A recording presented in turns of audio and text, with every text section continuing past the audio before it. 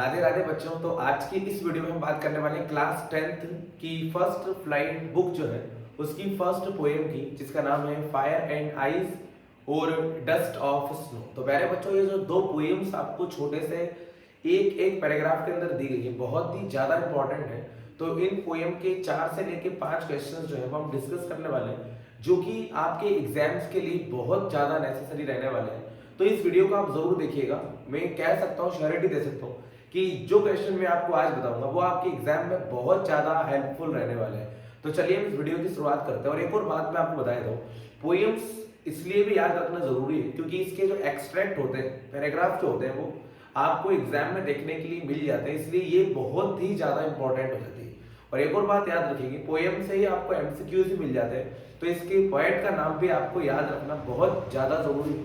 तो चलिए इस पोएम के कुछ इंपॉर्टेंट क्वेश्चंस को हम यहाँ पे देखेंगे, डिस्कस करेंगे, ताकि आपके एग्जाम में बहुत अच्छे मार्क्स आ सके। चलिए सबसे पहले तो आपको याद क्या रखना है। तो प्यारे बच्चों, सबसे पहले पोएम का नाम आप याद रखेंगे डस्ट ऑफ स्नो, मतलब कि जो स्नो होता है, बर्फ होता है, उसी की डस्ट की हम बात करेंगे। डस्ट का मतलब होता है स्मॉल पार्टिकल, छोटे छोटे जो टुकड़े होते हैं ना, उसकी हम बात करेंगे, फ्लैक्स की हम बात करेंगे। और एक और पोएम का नाम है फायर एंड आइस। यहाँ पे पोएट बताता है फायर के बारे में, फायर मतलब आग के बारे में, और आइस मतलब कि बर्फ के बारे में यहाँ पे हमको डिस्क्राइब कर रहा है।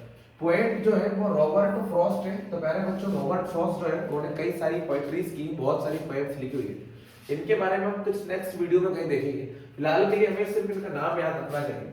और यहाँ पे आप याद रखिएगा कि dust of snow fire and ice जो है वो पोएम है।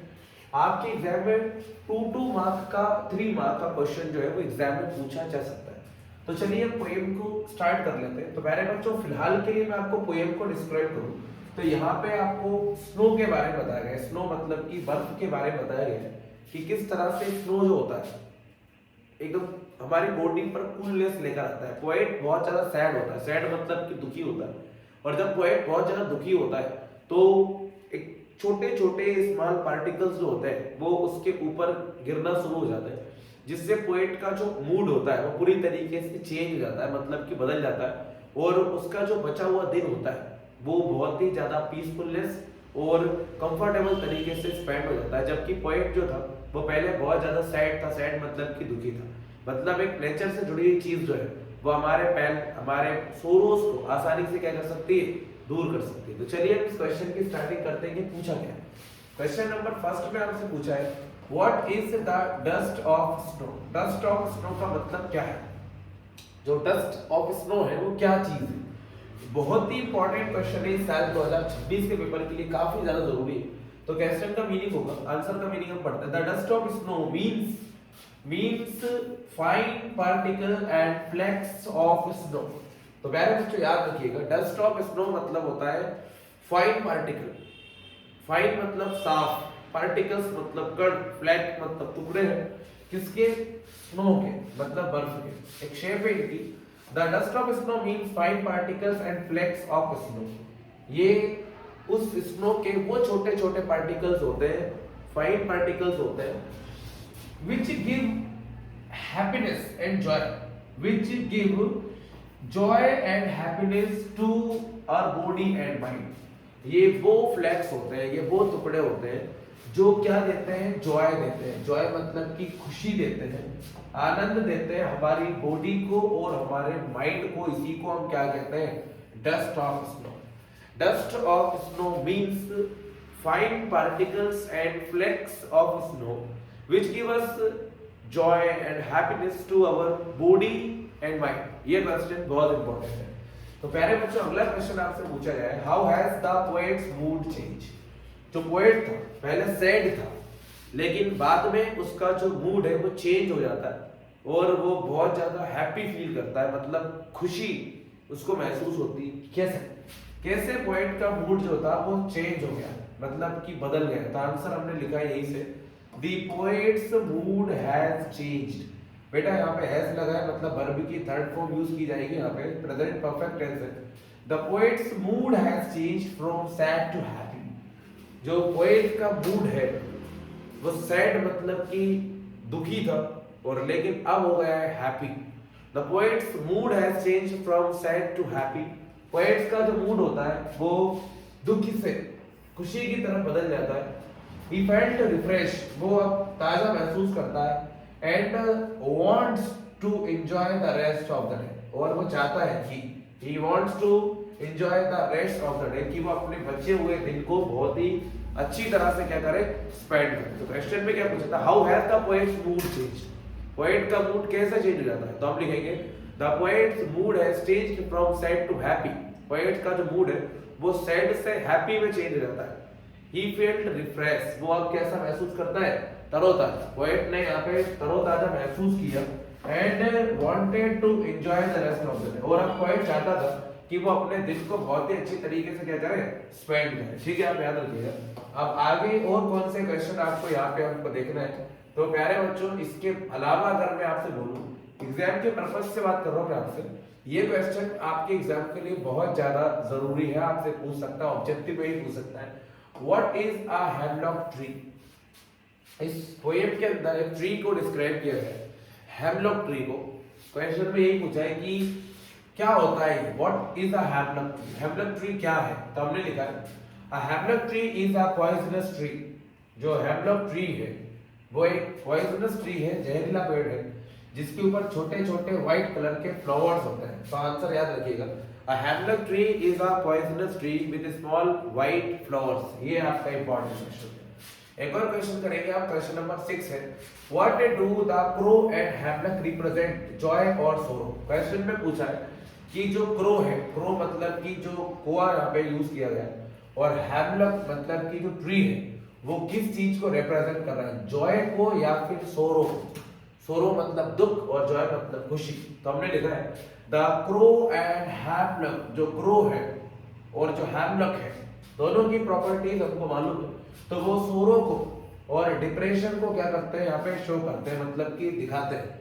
The crow and hemlock represent sorrow and depression in the poem. तो प्यारे बच्चों, ये बहुत ही इंपॉर्टेंट क्वेश्चन है ये भी। एक और क्वेश्चन आप यहाँ पे करेंगे, what do fire and ice stand for. Fire और आइस किस चीज को रिप्रेजेंट करते हैं, फायर और आइस किस चीज को रिप्रेजेंट करते हैं, ठीक है ना, किस चीज को बताते हैं। Fire stand for greed. बेटा यहाँ पे तो फायर और आइस दोनों को ही पोएट कॉन्ट्रास्ट मान रहा है, उनके विरुद्ध में है।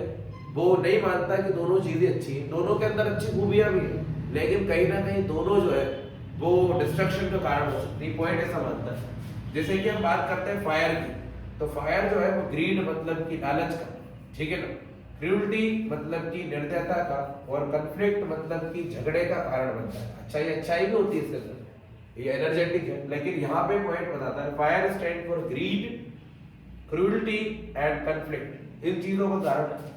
जबकि आइस की हम बात करें तो ये कोल्डनेस का कारण है, हम सब जानते हैं, गुडनेस का कारण है ये भी हम जानते हैं, लेकिन पॉइंट यहाँ पे इसको हैट्रेड मतलब कि नफरत फैलाने वाला भी बनता है। ये पॉइंट्स की फीलिंग है किसको लेकर, फायर को लेकर और आइस को लेकर, ये बात भी आपको याद रखना है। अरे बच्चों, एक और क्वेश्चन आपसे पूछ सकते हैं, बहुत इंपॉर्टेंट क्वेश्चन आपसे पूछेगा कि right the central idea of the poem fire and ice. जो आपका पोएम है फायर एंड आइस, इसी का सेंट्रल आइडिया आपको यहाँ पे देना है। सेंट्रल आइडिया मतलब कि पोएम की क्या थीम रखी है वो हमको बताना है। तो सबसे पहले लाइन तो ये है कि the poem fire and ice is composed by Robert Frost. ये जो पोएम है ये किसके द्वारा कंपोज्ड की गई है, रॉबर्ट फ्रॉस्ट के द्वारा। The poem fire and ice is composed by Robert Frost. The poem revolves around a theme. जो पोएम है वो किस थीम के अराउंड घूमती है, तो सुनिएगा ध्यान से,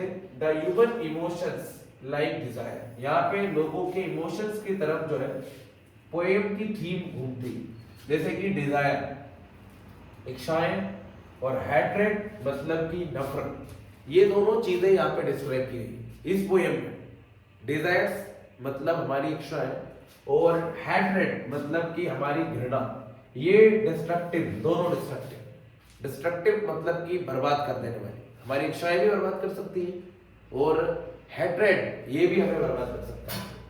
When allowed to run out of control, क्योंकि जब ये आती है ना तो हम अपना कंट्रोल, नियंत्रण खत्म कर देते हैं। The poet tried to bring the difference between the fire and ice। Poet यहाँ पे दो चीजों के बीच में डिफरेंस बताना चाहता है, फायर के बीच में और आइस के बीच में, which represent two different kinds of people। और ये दो अलग अलग प्रकार के व्यक्तियों को डिस्क्राइब करता है, which represent two different kinds of people।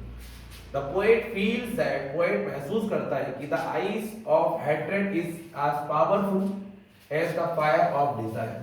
Poet यहाँ पे बताता है कि नफरत का जो आइस है वो उतना ही शक्तिशाली होता है, नफरत का आइस बर्फ जो होता है वो उतना ही शक्तिशाली होता है जितना कि इच्छाओं की आग। इन दोनों को कंपेयर कर रहा है यहाँ पे poet. They can destroy a personal, ये can destroy a person morally, mentally and physically. ये दोनों ही चीज, मतलब अगर हमारे अंदर इच्छाओं की आग है और नफरत का आइस है, ये दोनों ही क्या कर सकते हैं एक पर्सन को मॉरली, नैतिक रूप से, मेंटली, मानसिक रूप से और फिजिकली रूप से क्या कर सकते हैं, डिस्ट्रॉय कर सकते हैं। तो दोनों ही हमारे लिए कहीं ना कहीं क्या है, खतरनाक है। प्यारे बच्चों, जो फर्स्ट वाली पोएम है उसके क्वेश्चन आंसर ये रहेंगे। और मैं इतनी श्योरिटी के साथ तो कह सकता हूँ कि एग्जाम में क्वेश्चन आएगा तो इन क्वेश्चन से जरूर बनेगा। और आप किसी भी स्टेट बोर्ड के हो, किसी भी स्टेट बोर्ड के हो, ये क्वेश्चन हर स्टेट बोर्ड के लिए जरूरी है, तो आप इन क्वेश्चंस को जरूर प्रिपेयर करें। इस पोएम का पूरा डिस्क्रिप्शन, पूरी वीडियो जो है वो भी आपको प्रोवाइड की जाएगी। अभी फिलहाल के लिए हमने शुरुआत की है, तो आपको सभी इंपॉर्टेंट क्वेश्चन जो है वो हम हमारे नोट्स में से प्रोवाइड कर रहे हैं। वीडियो अच्छा लगे तो शेयर जरूर कीजिएगा और चैनल को सब्सक्राइब जरूर कीजिएगा।